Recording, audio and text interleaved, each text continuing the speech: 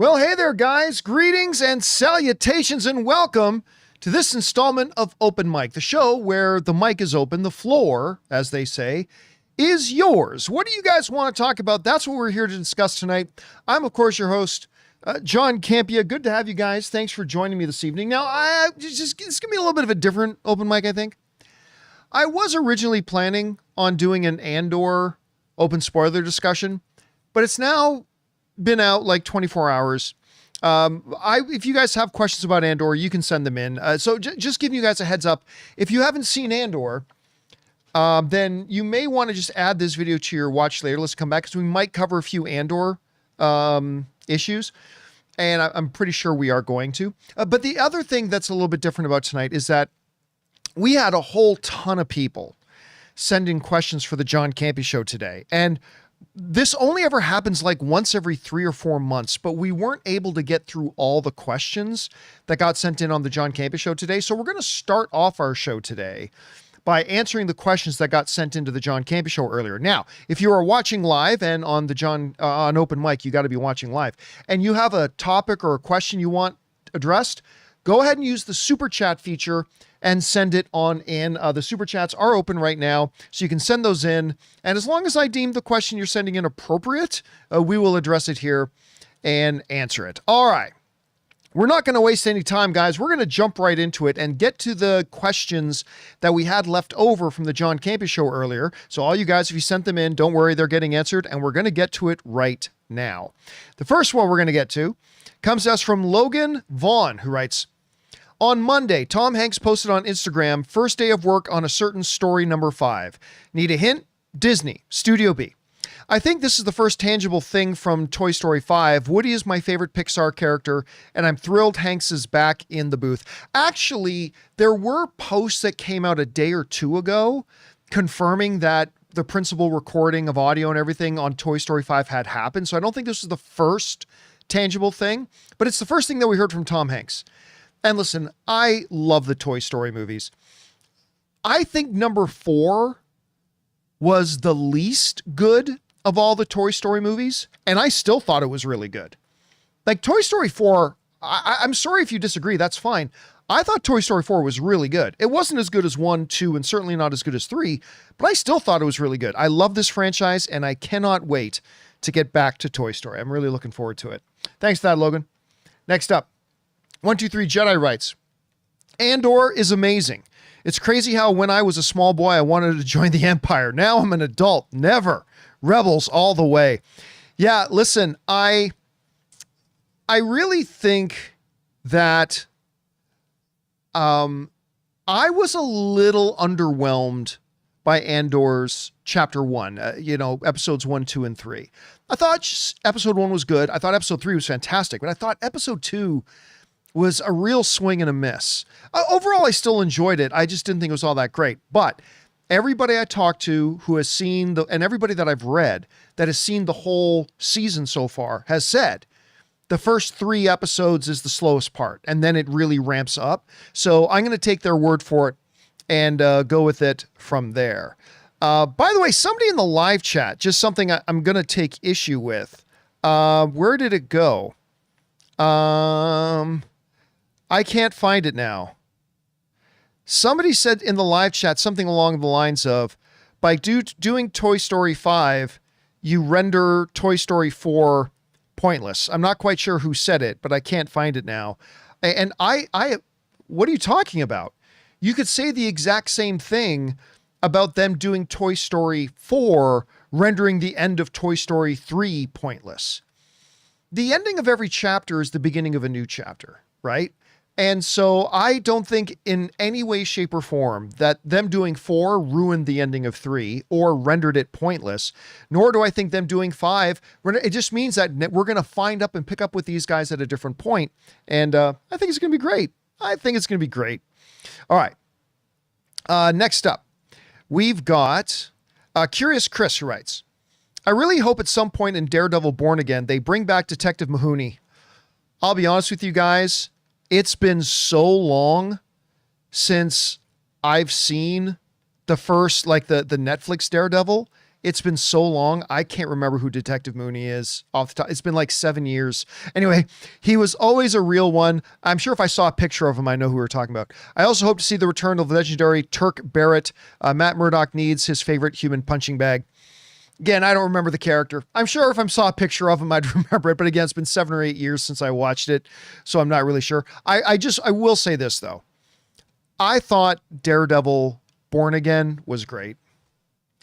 I'm not going to say it was as good. You've heard me say this before. I'm not going to say that it's as good as the Netflix version was, but it's so good that it's worthy of the name. It's worthy of Daredevil. And that's high praise. That's high praise. I thought it was really great. All right. Next up, we've got Mr. Floppy, who writes, John, I went to the Cinema Foundation sneak peek. It's not called Cinema Foundation. It's called Cinema United, just so you know. I went to the Cinema Foundation sneak peek yesterday, and I felt like I got scammed. They literally showed nothing that hasn't already been released online. No CinemaCon footage. What a waste of time. I want my $3 back. You know, I talked about this on the John Campea show earlier today because a few people wrote in, but I'm going to address it here too for those who might have missed it. So, Cinema United, formerly known as NATO, the North American Theater Owners, the organization that represents all movie theaters. They're kind of like the trade organization of all movie theaters. And they're also the ones who put on CinemaCon every year. Fantastic event. It's my favorite event of the year. I go every year. I'll go again next year. I absolutely love it. They had this idea that they were going to take footage from CinemaCon, because we always see stuff at CinemaCon that sometimes you guys never see until the movie comes out. Sometimes you won't see for months, but they show us a ton of stuff at CinemaCon, which is one of the reasons why I love going. So they had this great idea to have this theaters day where at some AMC and Regal theaters, you could spend $3, which is nothing, and come and you were going to get 70 minutes of CinemaCon. And you know what? I thought that was a great idea. I thought that was a great idea. I thought, this is a great way to kind of open it up, to get people excited, gives them a reason to come to the theaters to see what was shown at CinemaCon. It was a great idea. And just so you know, I am a passionate lover of Cinema United. I love this organization. The movie-going experience is one of my most cherished things in my life. I love the movie-going experience. I love an organization that champions the movie-going experience, that champions theaters and represents movie theaters. I love it. I love CinemaCon every year. I love these guys. I love these guys so much that I even started talking with a couple of them over there that when I retire, I want to just get more involved with them and help out for free. Like just help out whatever way I can for Cinema United. That's how much I like them. I love them. Okay. So with everything I'm about to say, understand that I love these guys. I respect and I love this organization. But last night, I start getting all of these messages from people who went to this CinemaCon experience night at various movie theaters around the country. And they were pissed. Like absolutely angry. Like yourself. Saying, I feel like I was ripped off. What a waste of time. I want my $3 back. And here's the thing. $3 is nothing. It's not really about the $3, right? It's about your time. There are people who skipped hanging out with friends to go to this instead. There are people who skipped watching Andor so they could go to this instead. There are people who invested their time to book off an evening, and time is a resource you don't get back. To book off an evening and go to see this thing. And I was not there, but from what everybody told me, they just showed stuff that is already online. They just showed stuff that's already been put online. And there's a lot they showed us at CinemaCon that has not been put online. But according to everybody who wrote into me, they all said they just showed stuff that was already online. So they felt like their time was stolen, their money was stolen. It wasn't a lot of money. And to make things worse, from what I understand, they still showed like 20 and 30 minutes of trailers before they started the presentation.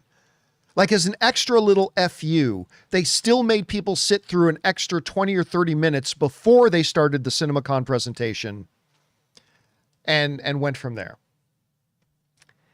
Now, somebody is asking like Mark W is asking a fair question. Said, did they advertise that said new footage? I can't remember if they did, but it was clearly implied. It was clearly implied. They didn't say, come and see a collection of footage that is already online and on YouTube. They said, come and experience CinemaCon. The implied message there is that you're coming to see stuff that you have not seen before. You're coming to see stuff that only people who got to go to Las Vegas at the beginning of April and attend CinemaCon got to see. That's the implied message. It's like saying, you ever remember that old story, true story, by the way? Do you remember this old story that happened? I believe it happened in Canada, but it was news all over the world. A restaurant owner created a contest for his staff that the staff that does the most whatever in a month wins a new Toyota. Did you guys hear about this? So this one girl that worked there worked her ass off, went above and beyond for the month, going way beyond her job description, whole month. And she was declared the winner. And you know what they gave her? A toy, T-O-Y, space Yoda. And they gave her a little stuffed Yoda doll. Now, was it in writing? Toyota? Like the car? No. But they clearly implied you're going to get this car. They said it in such a way to hopefully make the people believe that they were going to get a new car. When in actuality, they were just getting a toy Yoda. Yeah, just give them right? It's fucking sick. I would have beat the guy to death in the parking lot personally. So she sued them and she won. Anyway, that's the same thing here. Did they specifically say it was new footage? No, but that's clearly the implied message. That was clearly the implied message. And my message to the wonderful folks at Cinema United is, what the actual fuck were you thinking? This was the first kind of fan event that Cinema United had ever really done. All their stuff is for the film industry and for film theaters, trade association, and all that kind of stuff. And they're great at it, and I love it. This was their first real fan thing. Like, for fans to come and interact with something connected to Cinema United, something connected to CinemaCon. And today, there are so many people who hate Cinema United now, when yesterday they had no opinion of them. They actually dug themselves into the negative. There are tons of movie fans that only heard about CinemaCon. It's like, oh, I wonder what it's like. But they didn't have really any feelings about Cinema United. So this was the first thing they go to. They go to this Cinema United, CinemaCon experiencing at the movies, only to be showed a collection of YouTube videos that you can watch at home for nothing. And now today, people hate you. People hate you now. And I really want to get on the phone, and you know what I am? I'm going to email the folks at Cinema United because I have some contacts there. I'm going to email the folks at Cinema United and say, how did this happen? Seriously, give me an explanation. Did nobody there think, hey, you know what? Movie fans might get really mad if they come out for the night and they find out all we're doing is showing them the stuff that's already been put on YouTube. Like, did nobody at CinemaCon have enough fucking common sense to rub two pennies together and say, oh, wait a minute, this might backfire? This might backfire. How can nobody there have enough intelligence? And again, I'm saying this about an organization that I deeply love, but how can nobody there have enough intelligence to go, hey, I don't know, maybe this is a bad idea. Maybe this is a bad idea. And again, here's the thing. Somebody's saying, can't people get a refund? It's not the $3. It's you booked an evening out. You can make $3 more tomorrow. You cannot get time back. Your time is running out on this earth. It's a limited resource that is non-renewable. And people set aside an entire evening. Some people hired babysitters. Some people ditched on other plans. People went to the theater that night because they were told they were going to experience. It's not about the $3. It ain't about the $3. You can't be as short-sighted as that. It's so much bigger.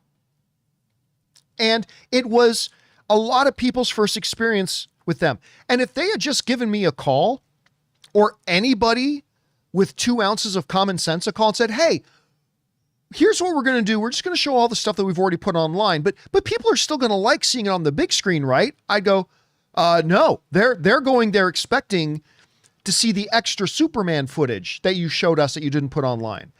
They're going to see, hopefully, the presentation and the extended scenes of Project Hail Mary that you never showed anybody. They're hoping to see that footage from Wicked 2, from Wicked for Good. They're going to see some of the films that you highlighted in the Amazon MGM presentation, that none of which has been put online. That's what they're coming to see. And if they were to say to me, oh yeah, John, we'd love to show them that, but the studios that own those specific IPs aren't giving us permission to do it, then I would say, that's fine. Don't do this event. Don't do the event. Don't put on a presentation that you're leading people to believe that they're coming to see something they haven't seen yet, and just hit play on YouTube to show them videos they've already seen. Spectators writes this, in their advertisements, it even says a fun look at trailers, some never before seen footage, and behind the scenes content from the upcoming theatrical slate. The implied message here, does it say directly, we're going to show you 30 minutes of never before seen stuff? No, they don't say that. They don't say that directly there. They don't. But that's the implication. That's the implied message. They were not clear in saying, come and celebrate all the trailers and everything you've seen online from CinemaCon. Come now and see these on the big screen. At least you would have been honest. Maybe nobody would have gone, but at least you would have been honest. And now today, August 23rd, Cinema United, that just changed their branding and just changed their name from NATO to Cinema United. Now today on April 23rd, they have an uphill battle to fight because now they have a negative perception. Film fans now hate them. They hate them now. There are people who are saying, you wasted my time. There are people saying, I've been scammed. You made film fans feel that way. How stupid can you be? Pretty stupid. And again, I'm only saying this because I love them. If this was some organization I didn't care about, I'd be like, whatever. Yeah, it was stupid. They're dumb. Who cares? But I really love these guys. So I get really ticked off when I see people that I really love and respect doing something particularly stupid. And this was really stupid. This was really stupid. You got to show film fans more respect than that. You got to show them more respect. And this will go down in their history as a tragic, tragic mistake. And they're either going to have to just hide out for a year or two and wait for this to die down, or they're going to have to come out and really do something great for film fans. Because, yeah, they've really screwed themselves in this. Well done, guys. You really botched this. You really fucked this up. And I hope they understand that. Anyway. All right. Sorry you had that experience, Mr. Floppy. All right. Next up. Curious Chris writes, oh, Lewan, you said before that the music in film should be subtle. No, I did not. I said very specifically that there are two uses for music. One is to really stand out and become the identification of something like Jurassic Park or Harry Potter. Dun, dun, dun, dun, dun, dun, dun, dun. But I said the other half of the time, that music should just sort of blend into the background to become a part of the environment, almost unnoticeable, but inherently elevating the scene. So I didn't just say music should be subtle. No, sometimes it shouldn't be, but sometimes it should be. Anyway, Star Wars has the greatest OST of all time, and the music is anything but subtle. It's like a character in itself. I plan on getting my MA in film scoring. Again, then you got to listen more closely to what I say. I've many times I've made the point that sometimes you want the music to be front and center and kind of be the identifying mark of a movie, right? Raiders of the Lost Ark, bum ba dum bum bum ba ba, right? All that kind of stuff. But even in Raiders of the Lost Ark, there's music in some scenes that just kind of fades into the background. It's there, just creating the atmosphere and elevating it, and sometimes you don't even notice it. And that is vitally important for a music score as well. So yes, sometimes you want themes. Sometimes you want themes. Again, Jaws, E.T., Star Wars, Raiders of the Lost Ark, Superman. Like, you want big, bold themes. Bum, bum, bum, bum, bum, bum, bum, bum. But I would suggest that even more of the time, you're looking for atmosphere enhancement. You're looking for the music to do atmosphere enhancement. And in scenes like that, you don't want the music to steal the attention away from what's going on in the scene. So they're two equally vital and important parts. And so, and Stavros makes a great point. Dune does this beautifully. Dune does that like damn near perfectly. Yeah, they do. All right. Next up, thanks for that, Curious. And hey, good luck in getting your MA in film scoring. That's exciting, dude. All right. Next up, Futurama 19. What a party Mon Mothma can get down. I'll tell you what. I said this on the John Campea show earlier today, but I'll say it again. If you had told me a week ago that upcoming in Andor, there's going to be this big scene where it's a big EDC, electro dance music, rave dance party, I would have said, my God, how stupid is that? I would have said that's completely stupid. You should absolutely not do that. But holy crap, that scene was awesome. And again, as Mon Mothma is dancing, first of all, that lady can dance, but as she's dancing, you could see it written all over her face and even in her body. She is literally trying to sweat out her guilt. And she's hammering drinks and she's just trying to numb herself through the dance, through drinking, whatever, because she realizes they're about to kill her friend since childhood. They're about to murder someone who was an ally up till a day ago.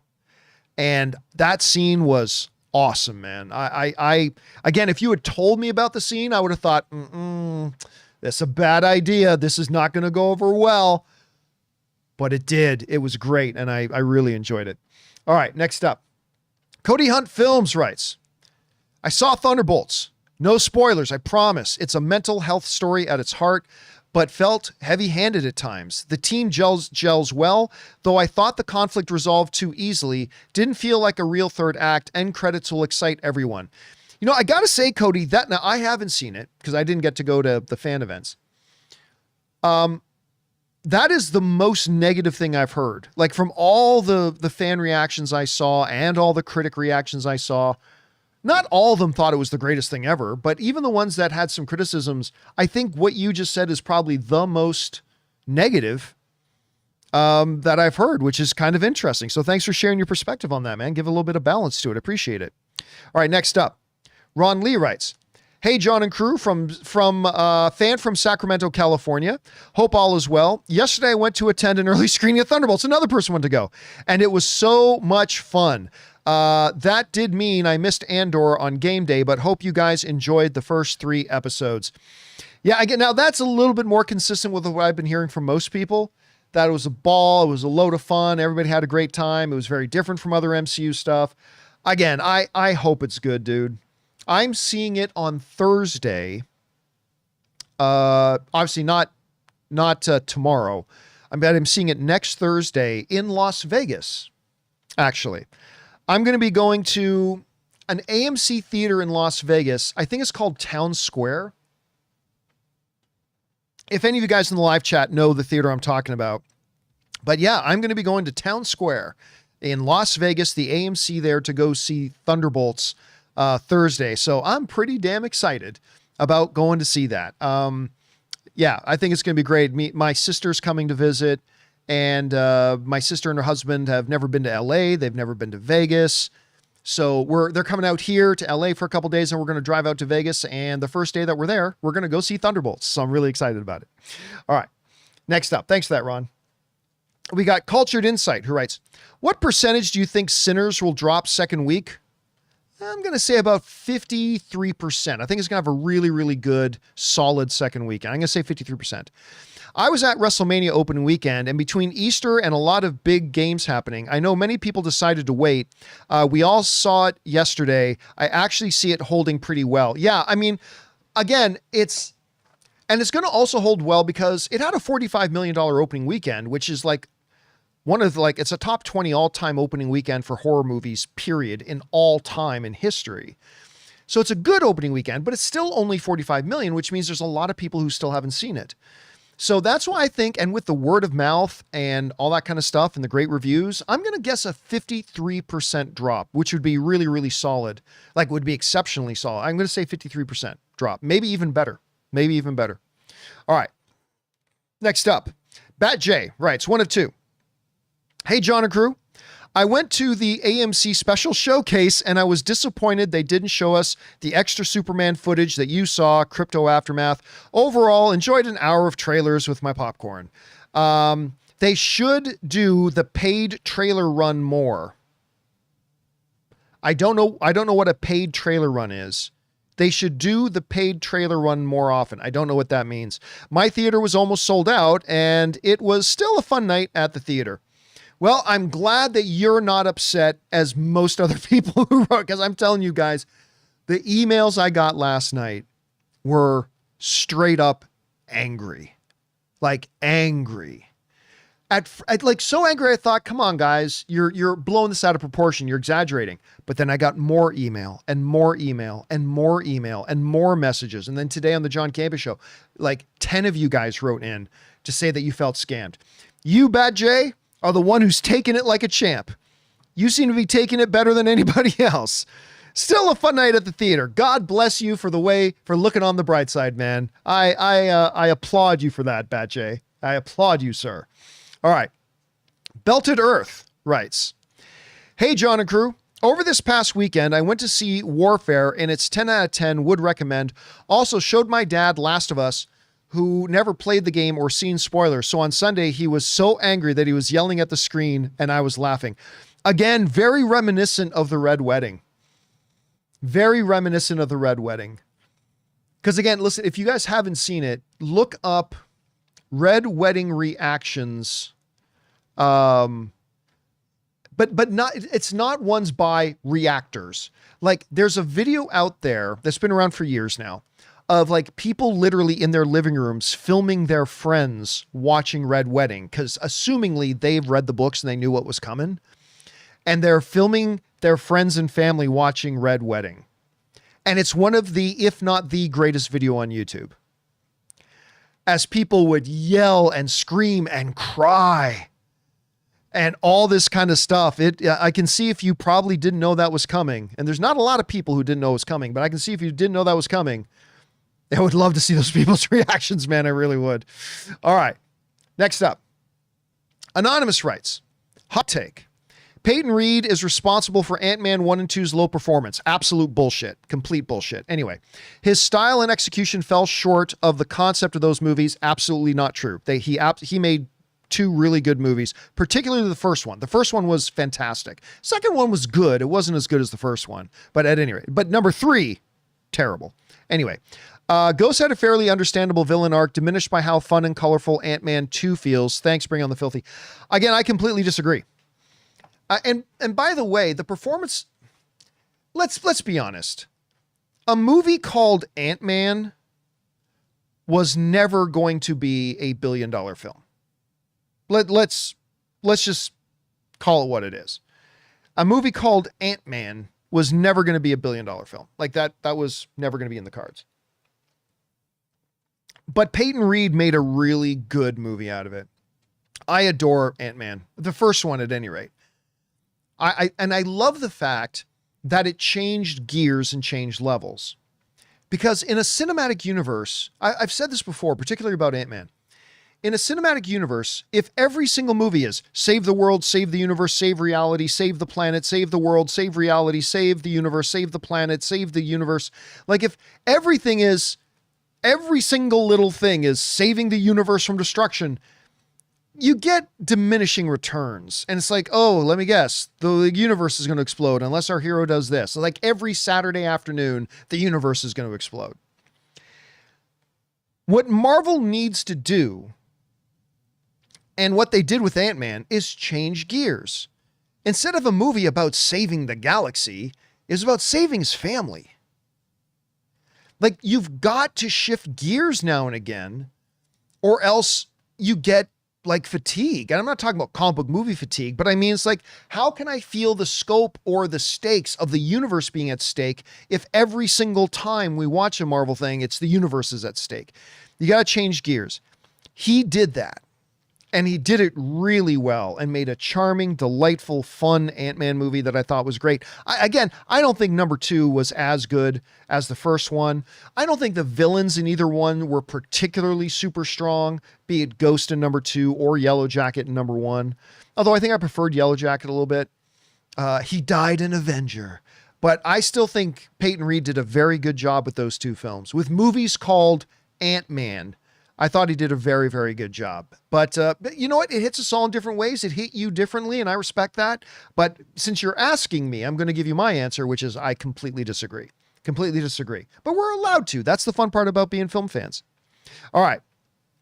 Next up, we've got Mike Garza, who writes, 1 of 2. I'm a bit upset that I found your channel so late. It was the first Superman trailer review, but that found its way onto my YouTube feed about 4 months ago. Oh, that's so cool. Then I noticed your daily 1 p.m. Central Standard Time show and got hooked. Now I find out you are retiring. Thank you for the atmosphere you provide. You have the best personality a viewer can ask for. Thank you so much, man. That's very kind. Prayers for your recent loss, dear sir. I too haven't fully processed the passing of my father from COVID in 2021, but you know what? You don't have to. Wise words, Mike. Wise words. And, you know, since you brought it up and asked, I will say this publicly now. Regarding my retirement, I did again, I wasn't going to bring this up for the next couple of days, but since you bring it up specifically here, I wasn't planning on this, but I'll tell you now. I had a town hall meeting earlier today with all of our channel members. And I made an announcement. Now, I had been saying since 2023 that I was now eyeing retirement and that I was going to retire somewhere between the release of the new Superman movie in July of 2025 and the end of 2025. That I was going to retire in there somewhere. Then a few weeks ago, my business manager told me that we got a very good offer from an agency that made an offer that, in the words of The Godfather, I almost felt like I couldn't refuse. It's a very good offer. It's, you know, for a tiny YouTube channel like mine, like I love our community. I do. I love our community here at the John Campea Show and on the John Campea YouTube channel. I love it. But we are a tiny community. I am a nobody. This is a very tiny, insignificant little YouTube channel compared to like most of the YouTube channels that I watch and follow that have 1 million, 5 million, 10 million followers, subscribers. We are completely small time. We are insignificant. We as a channel are an insignificant, small time dude in his converted garage, and I'm an absolute nobody. I have no problem with that. I'm a film fan. I have no problem being a nobody. Anyway, for a tiny, insignificant nobody YouTube channel, we got a very lucrative offer. And to sign with this agency for 1 year. So I just recently accepted. I will give the details of it later, like who it is we signed with, what the deal kind of entails. I'm not going to reveal dollar numbers, but I mean, what the details entail. And that deal goes into effect, I believe, in July or August, and will last for 1 year. So, am I putting off my retirement for 4 years? No. But I am at least going to be doing the show until at least July or August of next year. So I'm going to be around for at least another year and close to a half. So instead of taking off and departing by the end of this year, I will be around at least another 16, 17 months. And we just made that deal. And I told our channel members about that earlier today. So again, I'm not sticking around till I'm 90. I'm not going to be around for like 4 more years or anything. But again, it was just a really great deal. And we decided to take it. And yeah, so onward and upward. Away we go. All right. Thanks for that, Mike. And again, wise words, dude. Wise words. Thank you for sharing. All right. Next up. Mega Red 555 writes, I finished Paradise last night. That show's so good, dude. Wow. Incredible experience. Episode 7, the one when the world ends, made me cry and feel so much emotion. I can't wait for season 2. Marsden and Brown were fantastic. What was your reaction when you watched episode 7? It was marvelous. Episode 7, when you actually see what happens to the world, blew my mind. There's a scene in particular where like a reporter is standing on top of a building and she's like they knew a tsunami was coming, but she was like, oh, I'm safe. I'm up on this high building. We're safe. And then in the background, you see the shadow of the wave. And even though I was watching it on TV, I felt dwarfed. Like they thought a tsunami was coming, right? And so it'd be maybe a quarter of the way up the building, whatever. But this thing was like, I thought like it went to the sky the way, and like, it was terrifying. And then the social breakdown and the social disorder and all that kind of stuff. Oh man, it was and listen, even if that episode wasn't there, Paradise was still a great show. Paradise was still a great show. But that episode in particular was haunting, man. That was a great episode. All right. Next up, we got Anonymous, who writes, do you think if Disney Plus were to release some of their Marvel shows like Falcon and the Winter Soldier for free for a limited time, if it comes to watching a new Marvel movie that features a character from the show who has a major role? I think they should. As a matter of fact, I think they did do that. Like, help me out, guys. Correct me if I'm wrong, if I'm thinking of the wrong show. But did they not release Ms. Marvel on ABC? Did they not air Ms. Marvel on ABC for free prior to the Marvels? Again, that didn't help. But help me out. Am I right about that, guys? Or was it something else? Was it another show I was thinking about? I'm pretty sure they released one of the... Mr. Forklift is saying, yes, it aired on ABC. Yeah. So I think that would be a good idea. I think that would be a really good idea for them to do that more. Then again, you want to keep content exclusive to Disney Plus so people sign up to Disney Plus. Anyway, I think they did try, and I don't think it had the results they were hoping for. But maybe they could try something like that again. I mean, couldn't hurt, right? Right? Anyway, I'm Just a Guy writes, hey everyone, I know it may be unlikely, but do you think Sinners has a chance to be nominated for an Oscar? It's on the John Campea show earlier today. We did a game of true or false, and somebody asked that almost exact same question. They said, true or false, Sinners will be nominated for Best Picture. I absolutely believe it's true. It's not just nominated for an Oscar. It'll be nominated for several, but I do believe it'll be nominated for Best Picture because we live in a world now where there are 10 nominees for Best Picture. It used to be 5. Then it used to be variable every year for a short time. And now it's officially 10 nominees for Best Picture. There is no chance that there are going to be 10 films this year that are better than Sinners. No chance. maybe 2, maybe 3, maybe 4, but there is no chance that there are going to be 10 movies that come out that are straight up better than Sinners. So I absolutely believe that Sinners will be nominated for Best Picture, because it's the best movie of the year so far. I'm sure there will be some better ones, but there aren't going to be 10 better ones. So yeah, I feel pretty confident now saying it'll get nominated for Best Picture. All right. Next up, Anonymous writes, "Hey John, love the show and channel. I know your opinion on an aged up T'Challa for the MCU, but in the event that Marvel decides to go with it, Miles Canton, speaking of Sinners, Preacher Boy from Sinners, what do you think of him being an aged up version of young T'Challa? Terrible idea. If you're going to age up T'Challa, age up T'Challa. We don't want Titan Teen Hunger Force T'Challa. We want a man. We want a full-ass, grown-ass man being T'Challa.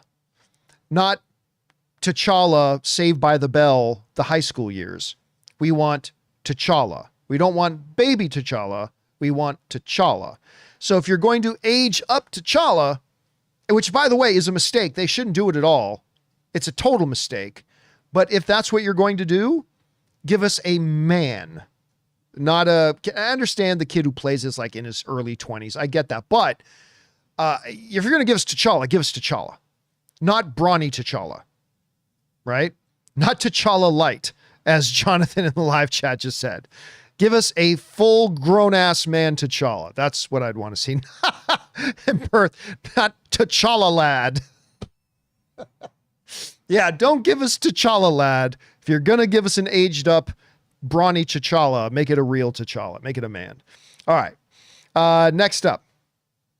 We've got Mr. I, who writes, "With the CinemaCon event being 70 minutes for $3 and being very disappointing, I hope it didn't have an additional 30 minutes of ads and trailers. Apparently it did. Again, I wasn't there. I can't confirm that myself, but from what people are writing in, apparently in a lot of people's screenings, they still had a full slate of coming soon to AMC theaters before the 70-minute presentation, which is absolute. I mean, that's just garbage. That's absolute garbage that they did that. Anyway, next up, we got Xavier Baldwin, who writes, "Also, my name is Xavier. Forgot to put the name. I'm the guy asking about aged up T'Challa and Preacher Boy from Sinners. Love the show, guys. Thanks, and continue the great work." Well, thank you for that, man. And that was very courteous of you, just to send in another tip question just to clarify that. I appreciate that, man. Thank you very much. It's very courteous. All right, next up, and the final one, and then we're all caught up, comes to us from the McWhopper, who writes, "Saw the Badlands teaser. Gives me Predator 2018 vibes with the CGI face, but not too terrible. Not a fan of the glowing eyes and the Widow's Peak. I at least hope they tone down the bright eyes before release. Still looking forward to this." I get the criticisms. I do. I don't agree, but I understand. Yeah, I get where you're coming from on that. For me, it just worked. I really liked it. I thought it worked a great deal. Now, the Elle Fanning character, when her eyes go white, I said, well, she's an android of some kind. Now, there are people who wrote into me and said, when her eyes go white, you can see the Wayland corporate logo, which is, of course, an Aliens thing. I watched it again quickly on my phone, and I didn't see that logo. Maybe it's because it was on my phone. Did any of you guys see that? And if any of you did, if you have screenshots of it, could you email me maybe a screenshot of that? Because I didn't notice the Wayland logo at all. That doesn't mean it wasn't there. Just because I didn't notice it doesn't mean it wasn't there. Yes, Jay Tom's saying, yes, it's there. Dingus is saying, I have a screenshot. Nicholas saying, 100% I saw it. Zoomed in on my computer. See, I needed to watch. I got to watch it again on a big screen, and because I honestly didn't notice it. I thought her eyes just went white like the Undertaker. Anyway, all right, guys, that's all the questions that we had left over from the John Campea show today. Again, my apologies to all the people who sent in those questions that we didn't get around to it on the John Campea show earlier. So many questions came in and we ran out of time, but hopefully now you've had them all answered. All right, guys, with that down, let's now get over to the main reason we're here today, which is to take your live questions. Those of you who are watching live have been sending in questions. We're going to get to those now. And we're going to start things off with Hung Vu, who writes, can you rate these MCU credits from what we will likely see again? Oh, I get what you're saying. Things from MCU post-credit scenes that they'll actually follow up on. Thanos' brother, unlikely. Judgment Day, I assume you mean with Arisham the Judge, unlikely. Insurgents, I can't remember what that one's for. Doctor Strange Third Eye, yeah, that'll probably be in the next Doctor Strange. And Namor's plan, I don't remember what Namor's plan was. I don't remember. I didn't like Black Panther 2 all that much, so I didn't watch it again. I can't remember what Namor's plan was. Oh, then you're right. Oh, and Hercules. Yeah, I don't think we're going to see Hercules again, which is too bad because that's the dude from Ted Lasso. I think he would have been a really good Hercules. I would have loved to have seen him and Chris Hemsworth on screen together, but I don't think there's much of a chance of that happening. All right. Next up, we've got Mighty Tank 1 who writes, have you ever tried talking movies with someone and it's like you're speaking another language? Yes. Every day. Anyway, that's what this week's episode of The Studio was. Relatable. You know what? I still haven't seen this week's episode of The Studio. And Dr. Ann Campea, Professor Dr. Ann Campea, is off teaching a university class tonight. She teaches on top of having a full-time job, being the senior vice president of this massive international marketing company. And on top of being a doctoral student at USC, she also teaches 2 classes at the local university here. So she's off doing that tonight. I'm doing this. So once she gets home and once I'm done the show, we're going to sit down and watch the new episode of The Studio because we're a little behind on it right now, but we will get caught up tonight. All right. Thanks for that, man. All right. Next up, Dan V900 writes, I'm sure the third arc of Andor will be as great as advertised. We know it's the Gorman massacre from interviews, which leads to Mothma's speech shown in Rebels announcing the formation of the Alliance. I hope you just didn't give me a fucking spoiler because that hasn't been on TV yet. So, like, are you theorizing? If you're theorizing, that's fine. I just hope you didn't just fucking spoil something because that'll really piss me off if you did. But it sounds like maybe you're theorizing, so that's probably fine. We'll see. We'll see if they go in that direction or not. Again, I've heard that particularly the third act, like I've heard everybody loves the whole season, but I've heard in particularly the third act is like really, really bonkers great. So fingers crossed, and we'll see if that theory, if it is a theory, holds up. All right, next up.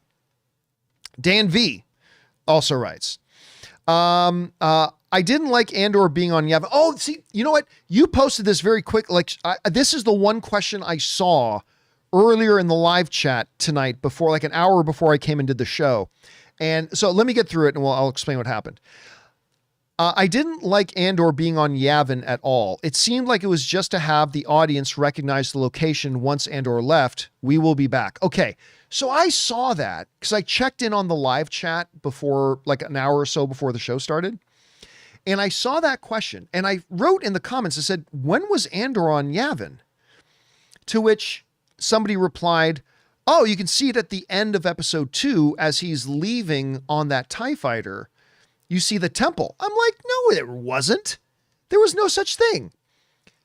So I opened up Disney Plus, went to the end of episode 2, and all I can assume is that I must have, as the episode was ending, I must have checked my phone, or I must have got up to refill my drink or something, because I did not see that shot the first time I watched the episode.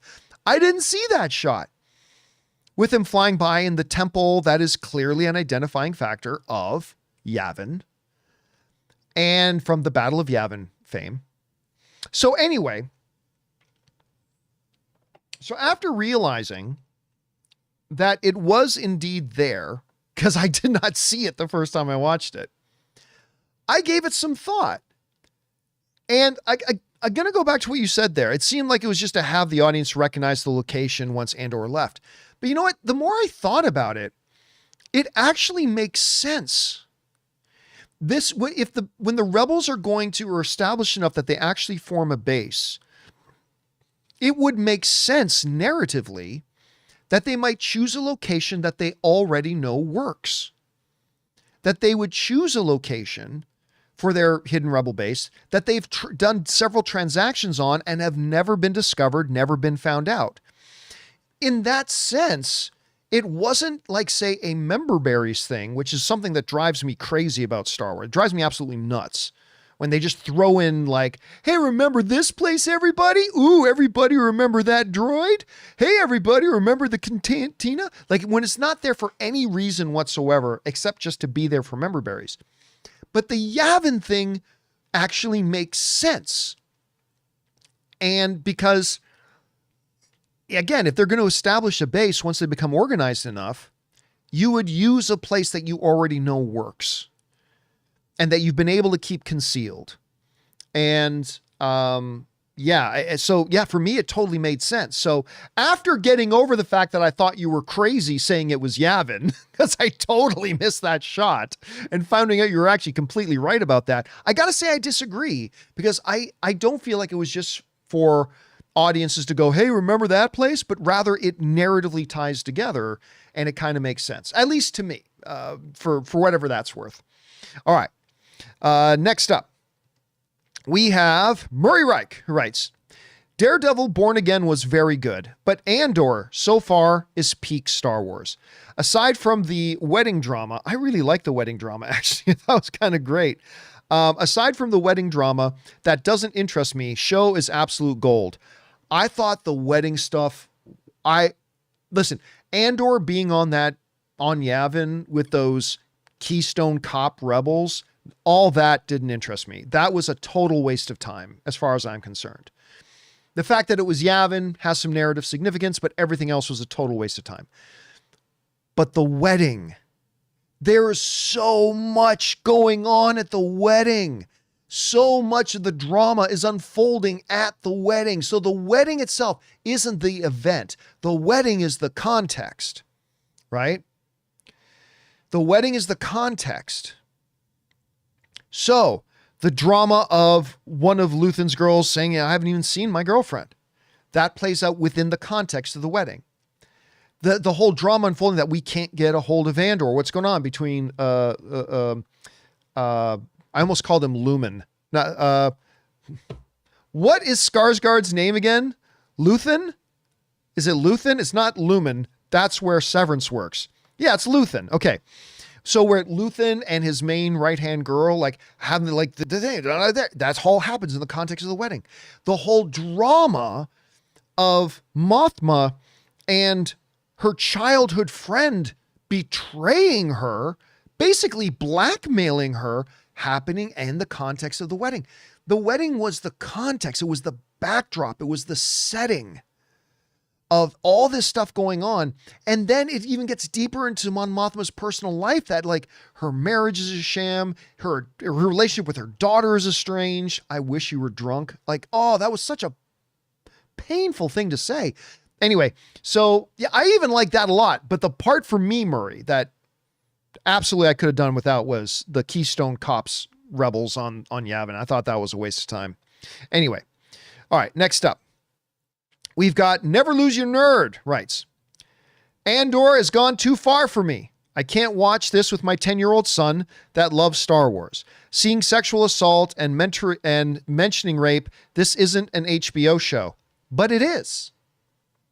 But it is. Listen, I have said from like the first reaction I gave to Andor, I said to Andor season 1, when I put out my first reaction, and they've been very clear about this with Andor, since episode 1, scene 1 takes place at a brothel, at a strip club brothel.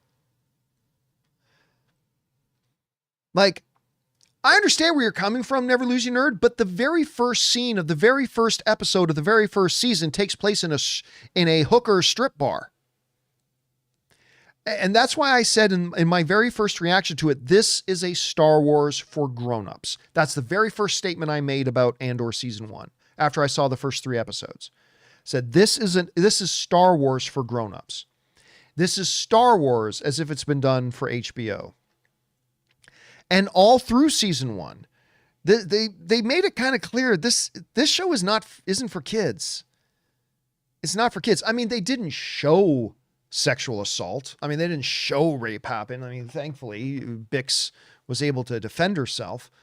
But I mean, there's never been, as far as I'm concerned, there's never been any pretense in Andor about what it is. It is a Star Wars show for grown-up. It's a grown-up show set in the Star Wars universe. In season 1, you have the good guys arranging assassinations and killings. And you literally have Andor shooting the fellow rebel who is now the Thing in Fantastic Four. You literally have him shooting him defenseless in the face because he found out he was skimming money and was going to try to, steal the money and all that kind of stuff. Andor literally just straight up shoots him in the face and murders him. So I would say this. This would be my take. I think if you're just now realizing that this truly is a grown-up show set in the Star Wars universe, this is Star Wars for grown-ups, and you don't want to watch that, totally understandable. There is nothing that is for everybody. Totally understandable. If you're thinking, I can't watch this with my child, I think you're absolutely right. I personally think season 1 should have tipped you off a little bit that this isn't really a show you should be watching with children, but to each their own. That's fine. But I, for one, love you can't have a rebellion without blood. You can't have a rebellion without blood. So one of the things that I loved about Rogue One was that for rebellion to happen, there's going to be people that have to get their hands dirty and do all. Listen, in Rogue One, even Andor literally murders his fellow rebel because he's afraid that dude was going to get caught. He wasn't going to be able to climb out. So instead of like trying to save him or instead of just trusting him not to break, Andor literally murders. He takes out his gun and murders his fellow rebel spy and kills him. I mean, it's not as if Andor had kind of been this family-friendly show, and then all of a sudden, out of nowhere, wait a minute, that guy's sexually attacking that girl, which is what a dickhead, fascist military officer who thinks he's untouchable would probably do. It's not like that came out of nowhere. Again, season 1, episode 1, scene 1. Whorehouse. Space whores. Horrors of the Stars. Whoreland Horrorverse.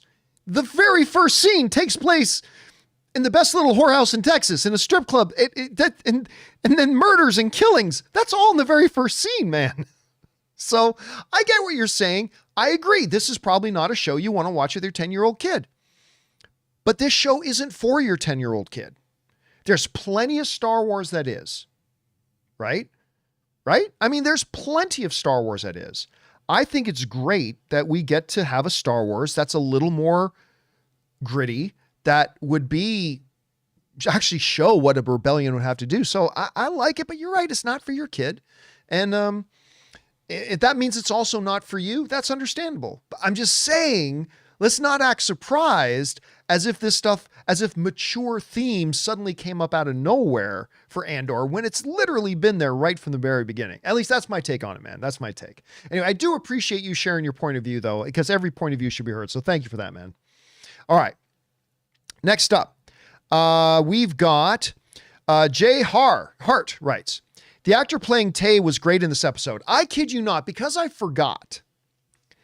Tell me that the guy who plays Tay, and that's Mon Mothma's friend, right? The one who gets knocked off at the end. Am I the only one who for a while wondered if this guy doesn't eventually become Chancellor Valorum? Doesn't he look... Sorry, I just saw what Mark wrote. Star Wars episode 69. Anyway, what was I saying? Oh yeah. Did that guy not look like he could be a younger version of Chancellor Valorum? So, and the fact that he's connected to Mon Mothma and stuff like that. But then, of course, that doesn't make sense. Chancellor Valorum is in the prequel era, all that kind of stuff. But my first thought was, is this guy a young version of Chancellor Valorum? Obviously, the timeline doesn't work out at all. But that was just my first thought. But yeah, and ooh, dude, that whole thing with him, that was some straight up Godfather shit at the end. Straight up Godfather shit. All right.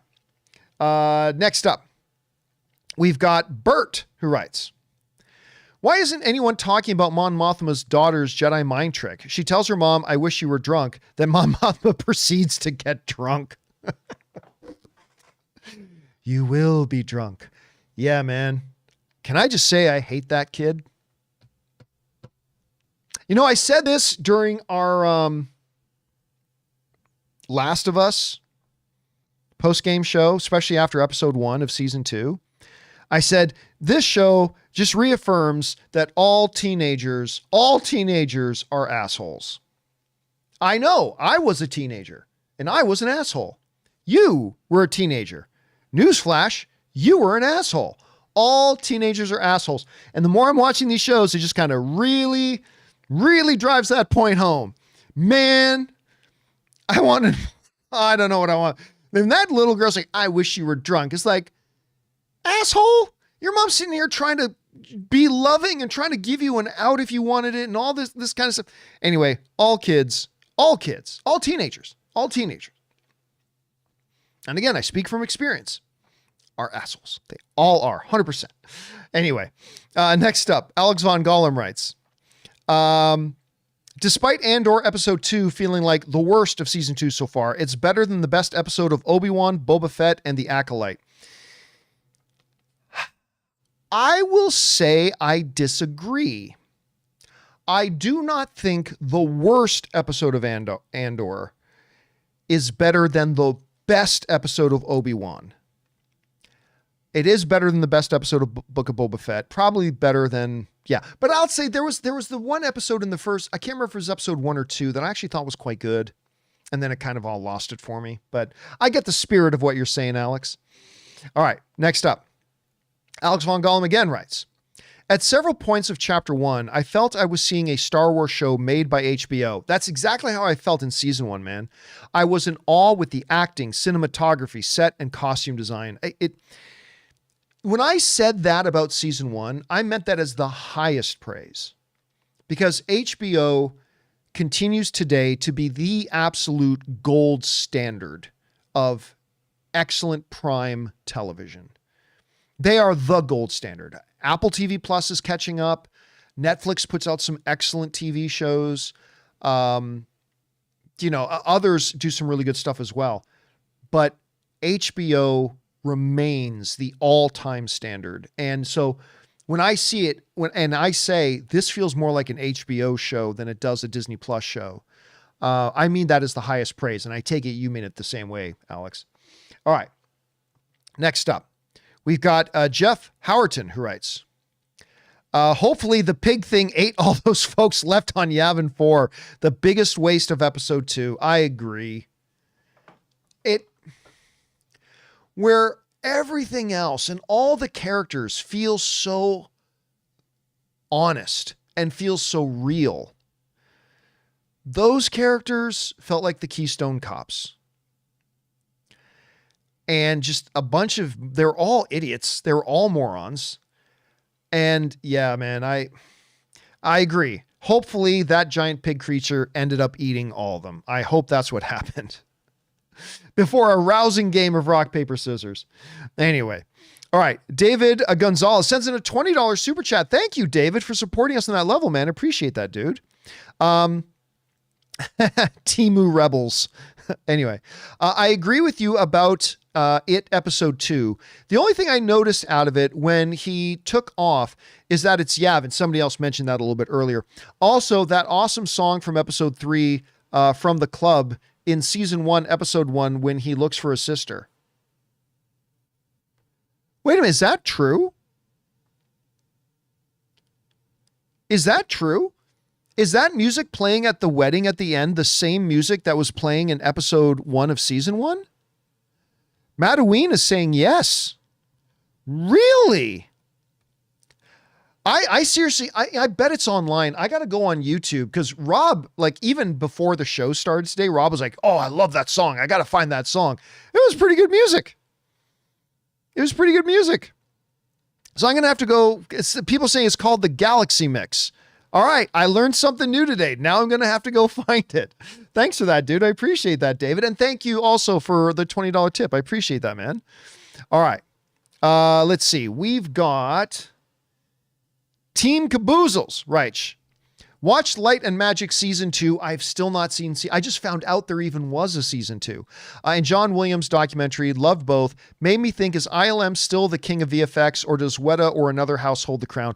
I still believe today ILM is still the crown jewel. I still think, there are some people who thought Weta overtook ILM. Weta never overtook ILM. They just did they just worked on some of the best movies ever made with The Lord of the Rings, then became very popular then. Totally understandable. And they're great. Weta is great. But I still think ILM is the gold standard. I think they're still, that's up for interpretation and debate. That's a matter of opinion. But for me, ILM is still the place. Totally the place. All right. Thanks for that, Team Caboozle. Next up, Murray Reich writes, saw Drop and it was thrilling, but thought ending was just, whatever. Still kept me guessing throughout film who the bad guy was. You know what? I think I completely agree.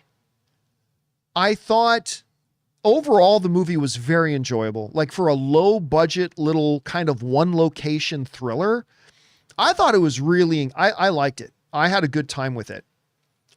But you're right. The big end was a little, I mean, not terrible, but it's good. If you guys haven't seen Drop yet, I do recommend you go and check it out and give it a look-see and see what you think, because again, the trailer was interesting.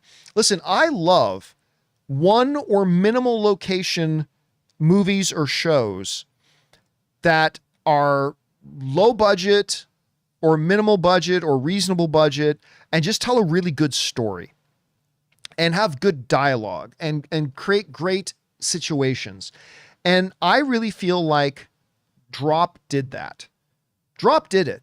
I thought they did a great job with it, and I really enjoyed it. Again, I completely agree with you, though, Murray. I do think they could have done the ending a little bit better, but yeah, there you have it. By the way, I forgot to mention that I have, in case you guys are wondering, I saw some people wondering why you can't send in a super chat, is because I have turned the super chats off. The super chats have been turned off, so I forgot to mention that a little bit earlier. Sorry about that. I was going to do it when I finished answering a question. I totally forgot to do it when I finished answering the question. But anyway, there are still more questions to come, so let's keep going here, shall we? Next up, we've got Superpower Design, who writes, why do you think the murder of Tay Kolma supposedly was done off screen? You think probably meant, do you think he was actually murdered? Oh, 100%. That was their assassin. Yeah, that was their assassin. 100% he was murdered. And why do I feel the murder was done off screen? Because it didn't need to be on screen. I mean, would I have gotten some satisfaction seeing that double-crossing traitorous ass get what's coming to him? Probably. But it's not like he was super evil. It's not like he assaulted Mon Mothma or something. Actually, what he did wasn't even all that terrible. It just put the rebellion in a position they could not afford and they could not be in. Did what he did deserve death? No, because technically he hadn't even done anything yet. But did the rebellion have any other choice but to take this guy out? They had no choice. And Luthen knew it. And it's like he said to Mon Mothma, you have to be protected. And so, yeah, so there was no doubt he was killed. 100% no doubt he was killed. And because it was 100% no doubt, that's why I don't think they felt the need that they had to put it on screen. Although I would have been totally good with it if they had. That's me. All right. Next up, Casinema writes, Apparently, I missed an end credit scene for Sinners. Oh no, you mean I need to go back to the theater and see this masterpiece again? Darn it, LOL. Yeah, we did, Ann and I, the first time we went, we didn't know there was a second post-credit scene. We only knew about the first one. Now, apparently, Ann went back and saw it again. She said the second post-credit scene isn't as impactful or meaningful as the first one, the long one, the 10-minute one. That's really the main one. But yeah, as if we needed an excuse to go back and see Sinners again, right? It's like, oh, well, guess I got to go back and see it again. All right, next up. Nicholas Jameson writes, till you're 90. Just kidding, John. We love you and congrats. Thank you. Pardon me. Thank you for that. I appreciate it. And I mean, it's also kind of nice. I mean, I've done a lot of work the last few years to get myself ready to retire, and I did. I got myself ready. I'm in a position I could retire. But it's kind of nice knowing I'm going to do at least another full year. Because it lets me focus a little bit more. Because honestly, for the last year and a half, I've really been half focused on the show. Well, more than half focused, but like I've had my focus and attention really divided between getting everything in my life organized in such a way for me ready to retire and doing the show. And now that kind of all that stuff is lined up and in place, it's kind of nice just knowing I've got another like 16 months I'm going to be doing the show and I can just focus on that. And it's pretty good. So thank you for the kind words, man. I appreciate that. All right. Dr. Stinky writes, your camera looks smoother. Did you upgrade to 60 Hertz? As a matter of fact, I did two things. I don't know if you noticed. I did a couple of things. One, I just got a new lens. And I don't know if you can tell, but like the background is now that I get more of that bokeh effect. The background is blurrier now. There's more separation between me and the background than there was just last week. Also, this camera has slightly better color reproduction. I don't know if you could tell, but like my skin tones are a little bit better than they were. This camera is actually sharper. This lens, I should say, is actually a little bit sharper than the lens I was using. And I had a very good lens, but this one was on sale. I snapped it up. And while I was making those changes, I decided to switch to 60 frames per second instead of 30 frames per second. Now, when we do the John Campea show, the John Campea show is still done at 30 frames a second. But when it's just me doing either a post-game show now or a open mic or something like that, and I'm using my system and it's just one camera, then I am doing these shows at 60 frames per second as opposed to 30 with the new lens. And I got to tell you guys, I love this lens.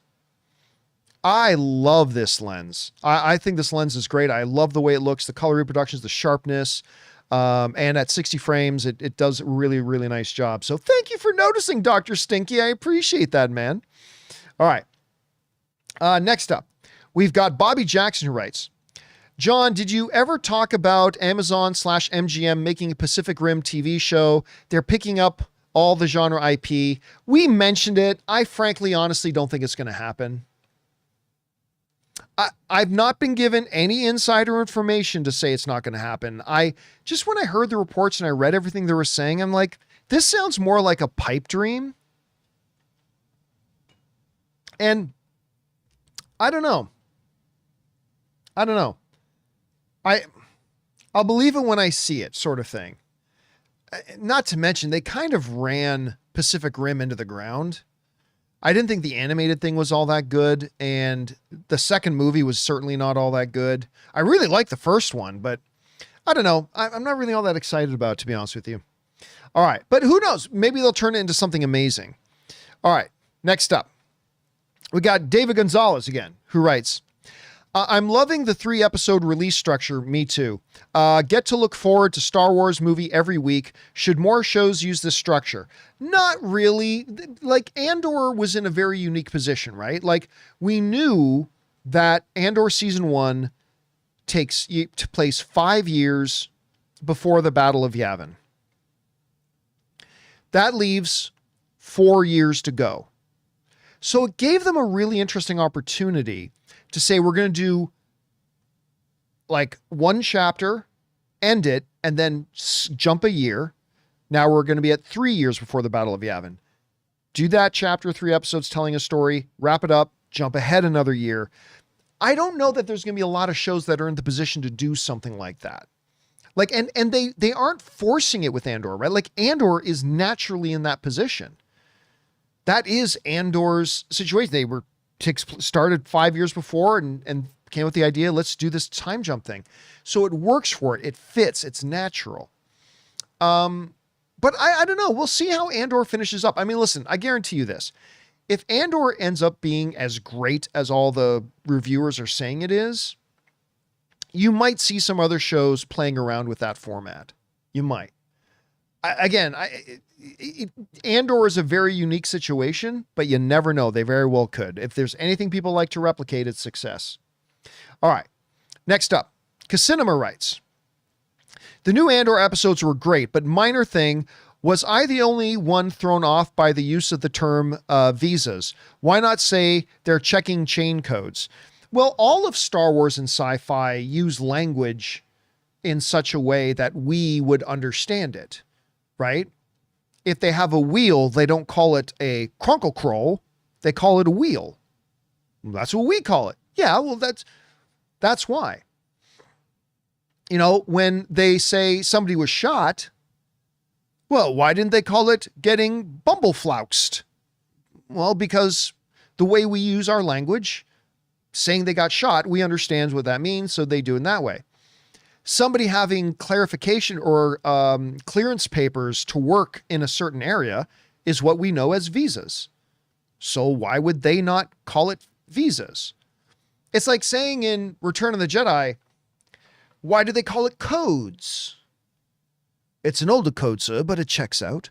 I mean, why did they say codes? That's the word we use. We use the word codes. Well, yeah, because we understand what that is. So to me, it didn't seem odd at all that they use the term visas, because that's the word that we generally understand means clearance documents that allow you to work in an area or in a place, right? So using the term visa is perfectly fine, like using anything else. In that vein, the thing like drives me crazy is, say, Gladiator 2, when Denzel Washington says, go hose them off, when hoses weren't invented for another 200 or 300 years after that. That drives me crazy. Why would he say go hose them off when that was never a thing at that period of time? So that's just a little thing. Anyway, that bothers me. But them using the word visas, here's the thing that wouldn't work, okay? What's a good example that is a saying we use that is a direct reference? Here's an example. Sharpshooter. Do you know where the term sharpshooter comes from? Sharpshooter comes from, if I remember correctly, there was a brand of gun. Back in the Old West, there was a brand of gun known as Sharp rifles. And, you know, their whole thing was, if you're accurate, you must be a sharpshooter. Like, as opposed to a Winchester shooter, you must be like, if you're really good and accurate, you must be a sharpshooter. That's where the term sharpshooter came from. Okay. So that's a saying that is rooted in our history. So it would probably strike me a little bit weird if I heard somewhere in Star Wars them say sharpshooter, because, well, wait a minute. That's a direct reference to our real world history, you know, something like that. But just calling something visa, I think that works. All right. Next up, and our final question comes to us from Isaac Martinez, who writes, hey, John, I heard Regal is re-releasing Rocky V director's cut this year. Can't wait to see this movie in a few months. Now, correct me if I'm wrong, but is Rocky V not the one with Tommy Gunn? Is that, or am I getting the numbers wrong? Was Rocky V not the one with Tommy Gunn? Rocky IV was with Drago. Oh, you're saying you think the person asking the question meant Rocky IV. Okay, so you meant Rocky IV. Okay. I'm like, I mean, hey, all film is subjective, but why exactly would you be excited about going back to the theaters to see Rocky 5? I mean, I'd be going back to the theater to see any Rocky movie except Rocky 5. That's probably the only one. Like, show me Rocky 3, Rocky 4, Rocky Balboa. Show me any of them. I would not get excited about going to see Rocky 5. But okay, you meant Rocky 4. Oh, you know what? Yeah, I might consider going back to see that on the big screen. I love Rocky 4, man. I mean, it's kind of one of the more ridiculous Rocky movies when you really think about it, but it's awesome and I love it. And so, yeah, man, I'd be totally down for that. All right, guys. And that'll do it for tonight's installment of Open Mic. Thank you so much for being here, guys, and making our little show a part of your evening. Big special thank you to all you guys who sent in questions. Number one, because you give us great fun things to talk about, but number two, you supported this channel as you did it, and everybody involved at the John Campea YouTube channel. Thanks you guys very much for your support. Hey guys, don't forget to come on back and join us again tomorrow. Me, Ray, Jonathan, Robert Meyer Burnett will be here. We already got a number of things we got listed on our topics issues. We hope you guys will come and join us for that. So that'll do it for me for now, guys. Thanks a lot for being here. And until next time, my friends, bye-bye.